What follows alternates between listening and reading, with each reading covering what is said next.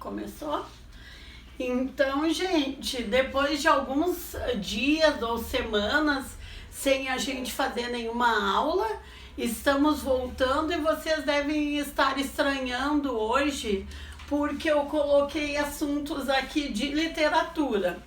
Mas já vou explicar para vocês. Como a gente sempre comenta, nós ainda somos um grupo de estudos. Eu nem chamo ainda canal, porque nós somos 24, vocês são 24 inscritos. E como eu já comentei com vocês, a maioria dos inscritos, pelo menos que se dizem, né, que me dizem que se inscreveram, a maioria, pelo menos uns 15 eu conheço. E como no total são 29, então eu conheço uma boa parte, são 29 até agora, né? Mas aos pouquinhos vai crescendo o canal. Como é um grupo de estudos e pelo menos a metade deles, de vocês, eu conheço, aí vocês me mandam um recado no WhatsApp ou no Face. Faz uma aula de literatura, porque sabem que eu sou formada em letras, né? Ou faz uma aula de português, aqueles que vão fazer Enem. Alguns até já se formaram numa faculdade, mas já vão fazer a segunda faculdade, então tem que fazer o Enem. Então me pedem. Claro que uma parte do Enem já foi, mas tem muitos que se inscreveram agora em setembro e o Enem vai ser só em fevereiro.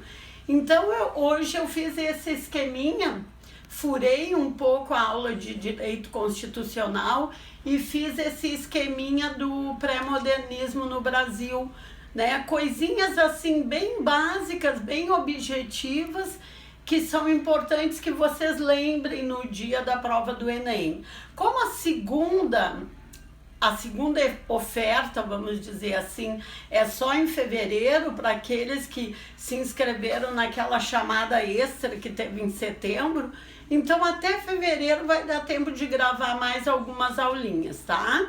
E aqueles que vão fazer o concurso para Brigada Militar aqui no Rio Grande do Sul, ou que são do Rio Grande do Sul e se inscreveram para fazer também em São Paulo ou vice-versa, eu vou continuar assim com direito constitucional e com português. Até porque na prova para Brigada Militar para soldado em São Paulo, vocês viram que português é quase, vamos dizer, 60% da prova, né? Porque além de ter uma pontuação bem grande na prova objetiva, ainda tem a redação. E aqui no Rio Grande do Sul também não vai ficar muito longe disso, né? Português é sempre a prova mais importante e, por incrível que pareça, é a que elimina mais. Muita gente tem medo da legislação, mas a legislação, quando não é para um concurso específico jurídico, né? Quando não é um concurso para juiz, promotor, defensor público, advogado-geral da União, etc., a legislação é em termos gerais, né? Então, o que acaba eliminando mesmo é o português. Então, eu vou fazer aula de português também, tá? Que também vai servir para o pessoal que faz a prova do Enem, né? Na parte das linguagens, assim como serve a literatura, tá? Então, eu até anotei aqui para não esquecer de dizer os que eu vou fazer, que foram os que pediram, tá? Então, assim, hoje eu fiz um esqueminha básico do que vocês têm que lembrar sobre o pré-modernismo no Brasil. Uma coisa assim, ó, que vocês batem o olho ali na prova e já lembram, o pré-modernismo, quando é que foi mesmo? Foi bem no início da República, nos primeiros anos da República, né? E que no contexto geral se dividiram ali entre governos militares e governos civis. Nessa época, o que acontecia com a literatura, com essa divisão entre governos militares e governos civis, e quem mandava nos governos, claro que, como se diz na gíria, por baixo dos panos até ali, né? Porque a gente sabe de episódios bem contundentes, eram as oligarquias rurais, né? Então, esses é que na verdade mandavam. E eles tinham os seus escritores oficiais, digamos assim, que eram os escritores que escreviam conforme as oligarquias ou conforme os governos, no início militares e depois com presidentes civis, davam o rumo do que eles deveriam escrever, né? Então, basicamente era isso. Então, como se diz muito, aquele contexto era do mundo cor-de-rosa das elites, e enquanto isso, o povo passando miséria, passando fome, passando toda a sorte de necessidades. E o que acontecia? Esses escritores, entre aspas, comprados, ou esses escritores contratados, eles só mostravam o bonito da sociedade. Eles só mostravam que a sociedade estava às mil maravilhas. Eles eram, como diziam, o sorriso da sociedade.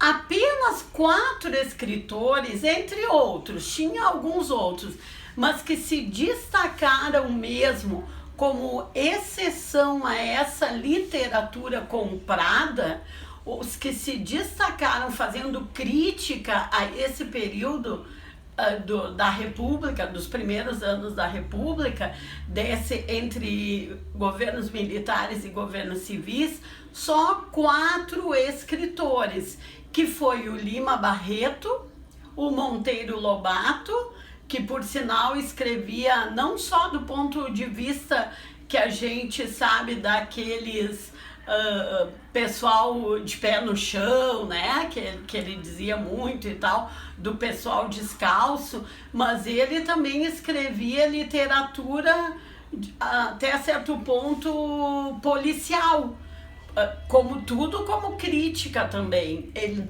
naquele livro Urupês, que são só de contos do Monteiro Lobato, a gente vê vários contos ali que a gente até pode chamar de contos policiais e que mostram, como um dos contos, Colcha de Retalhos, mostra bem a miséria que o povo passava, a ponto de uma família quase que vender, né, ou quase que deixar que uma menor de idade fosse embora com um viajante para não ficar ali na miséria passando fome, né? Chama Colcha de Retalhos ou Retalhos, tem retalhos no meio, porque a avó sempre ia guardando os retalhos dos vestidinhos que ela fazia para a neta.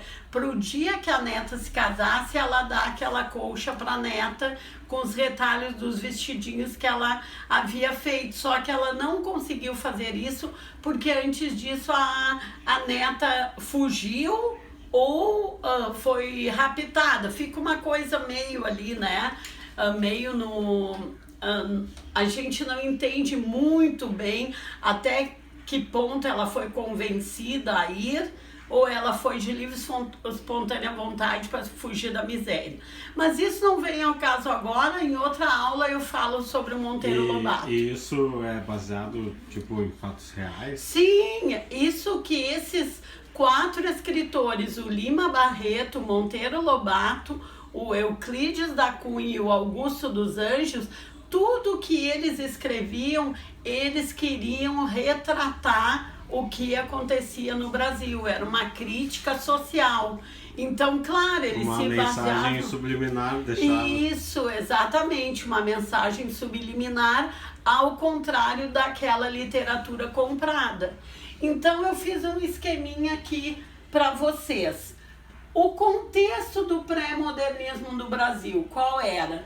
Era a República nos seus primeiros anos, que se dividiu entre governos militares, bem no início, de 1889 a 1894, e entre presidentes civis, que foi de 1894 a 1930.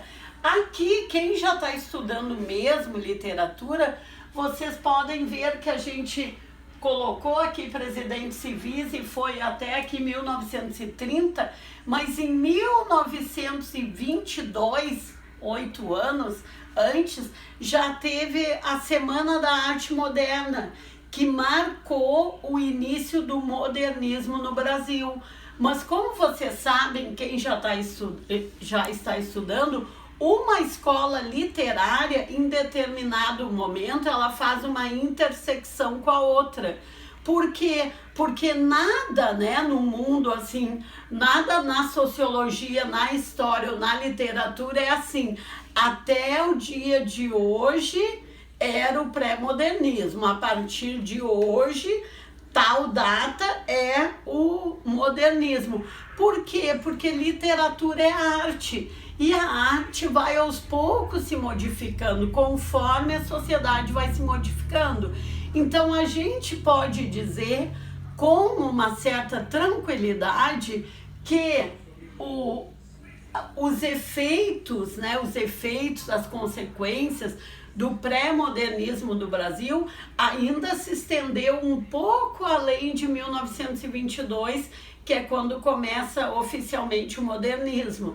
Então, de 1922 até 1930, por aí, ou talvez um pouquinho mais, ainda existe características bem fortes do pré-modernismo no Brasil, e já começa as características do modernismo no Brasil. Então, voltando, o contexto do pré-modernismo no Brasil qual era? Era república, em seus primeiros anos, com governos militares e presidentes civis, que eles estavam muito, mas muito ligados às oligarquias rurais, muito ligados mesmo. Praticamente as oligarquias rurais eram um comando paralelo, podemos dizer assim, no governo. Era um governo paralelo às oligarquias rurais, tá? Porque eles que tinham dinheiro. Quais as características desse pré-modernismo no Brasil? A maioria dos escritores fazia uma literatura, entre aspas, comprada, contratada, ou seja, só ia adiante, só ganhava dinheiro, ou só vivia na vida boa, só era convidado para as festas lá das oligarquias, aqueles escritores